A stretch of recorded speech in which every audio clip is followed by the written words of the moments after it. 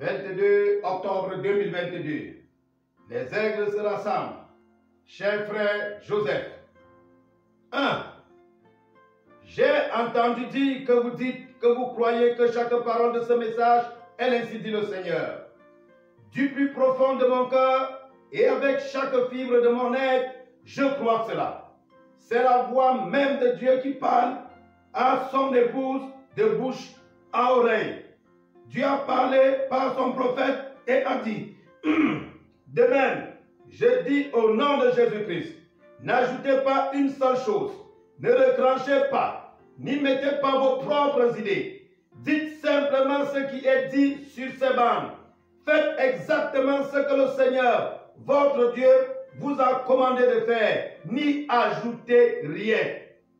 Si vous prétendez croire ce message du temps de la fin, vous devez, vous aussi, croire chaque parole afin d'être son épouse.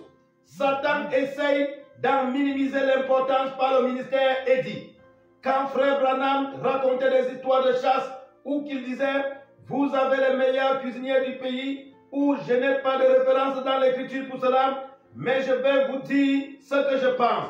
Vous n'avez pas besoin de croire cette partie-là. Le Saint-Esprit est ici pour nous conduire à comprendre ce qui est et ce qui n'est pas la parole. Il s'agit du même démon qui a parlé à Ève et qui a dit, sûrement, il ne voulait pas dire chaque parole. Ça vous dit quelque chose? Ils font exactement ce qu'il leur a commandé de ne pas faire. Il a dit de dire ce qui est dit sur les bancs, de ne pas y mettre vos propres idées, ni votre propre compréhension. Il n'a pas dit tout, sauf cette partie-ci et cette partie-là. Et votre pasteur vous dira, quand c'est le Saint-Esprit qui parlait et quand ce n'était que moi. Je ne suis qu'un petit caillou sur la plage parmi ces grosses pierres. Question numéro 2. Pensez-vous que frère Branham et ou ces bandes sont l'absolu? Frère Branham n'est pas mon absolu, mais le message qu'il a prononcé sur bande est absolument mon absolu. Bien des gens disent que c'est incorrect, que c'est la Bible qui est l'absolu. Mon ami, la Bible et le message sur bande, c'est la même chose. C'est l'essence même du message. Le message sur les bandes est l'interprétation de la Bible. Ils sont une seule et même chose. Les simples faits sont 1. La Bible est la parole. 2. La parole vient au prophète. 3. Le prophète est le seul interprète divin de la parole. 4. Notre prophète, William Marion Branham, est la parole manifestée pour notre jour. Et il a été envoyé pour interpréter la parole. 5. La parole de Dieu n'a pas besoin d'interprétation. Ce qu'il a dit sur bande par son prophète est l'interprétation de sa parole. La Bible nous dit qu'il reviendrait et qu'il vivrait dans la chair, tout comme il a fait avec Abraham et Jésus-Christ. Il a dit qu'il avait encore beaucoup de choses à nous dire. Il a dit qu'il révélerait tous ces grands mystères qui sont cachés dans sa parole. Il a dit que cela n'avait pas besoin d'interprétation. Il n'a jamais dit qu'il enverrait un groupe pour conduire et unir son peuple. Il conduirait lui-même les gens par son prophète comme il a toujours fait. Sa parole ne peut pas changer. Question numéro 3. Croyez-vous que les pasteurs devraient passer les bandes dans leurs églises? Chaque pasteur doit faire ce qu'il se sent conduit par le Seigneur à faire, car chaque église est souveraine. Je crois en effet, et je l'ai souvent dit à la chair, que les pasteurs devraient ramener frère Branham derrière leur chair en passant les bandes. Je n'ai jamais dit qu'ils doivent arrêter de prêcher, simplement de passer des bandes, mais ils utilisent chaque excuse imaginable pour ne pas passer la voix de Dieu dans leurs églises. Je vais laisser le prophète dire comment je me sens à propos des pasteurs qui ne font pas passer la voix dans leurs églises. Maintenant, frère Junior Jackson avait le droit de ne pas être d'accord avec ça. Il veut que son église, les gens veulent tous parler en langue et tout. dans l'auditoire. Ça, c'est le problème de frère Junior. Ça le regarde, lui. Mais Junior Jackson croit ce message comme n'importe lequel d'entre nous. Il est l'un des nôtres. Question numéro 4. Croyez-vous que les ministres devraient arrêter de prêcher? Non. Je n'ai jamais dit cela. Et je ne crois pas cela non plus. La parole nous dit, et frère Branham a été très clair à ce sujet dans les messages sur les questions et réponses, que les ministres doivent continuer. Je me sens simplement conduit pour mon église à faire une présentation rapide ou par lettre en ce moment et ensuite d'appuyer sur lecture et d'entendre la seule voix de Dieu confirmée pour aujourd'hui. Bien des fois, j'ai dit que j'ai le plus grand ministère au monde car j'ai l'opportunité de présenter la voix de Dieu à mon église chaque dimanche. Question numéro 5. Les gens disent que vous estimez que si les gens n'écoutent pas les services du Branham Tabernacle en direct, ils ne font pas partie de l'épouse. Je n'ai jamais dit cela ou même pensé cela, mes frères et sœurs. Quiconque dirait une telle chose est dans l'erreur. En tant que pasteur du Branham Tabernacle, je me sens conduit à passer le banc de frère Branham. Je crois que cette voix est la seule chose qui unira l'épouse. Comme je l'ai dit plus tôt, je crois que tout ce qui est sur les bancs est l'ainsi dit le Seigneur et que cela n'a pas besoin d'interprétation. Je peux dire Amen à chaque parole que j'entends.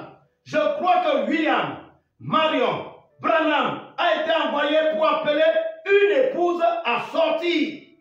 Ma place dans les 5 ministères, c'est de diriger les gens vers ce messager, puis d'appuyer sur lecture.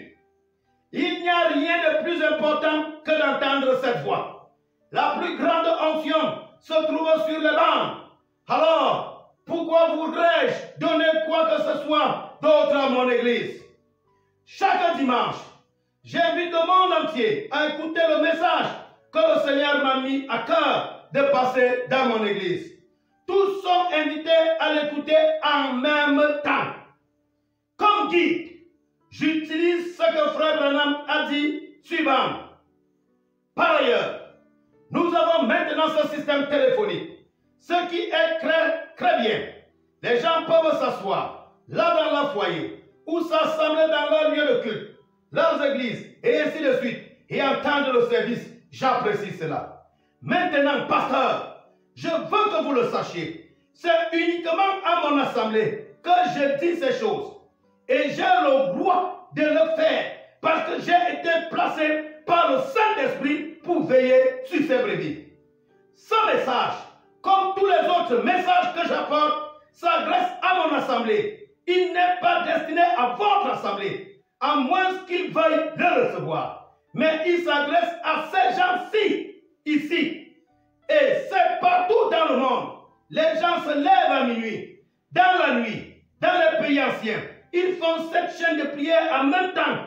Des dizaines de milliers et des milliers, littéralement, pris en même temps. Dieu va forcément entendre.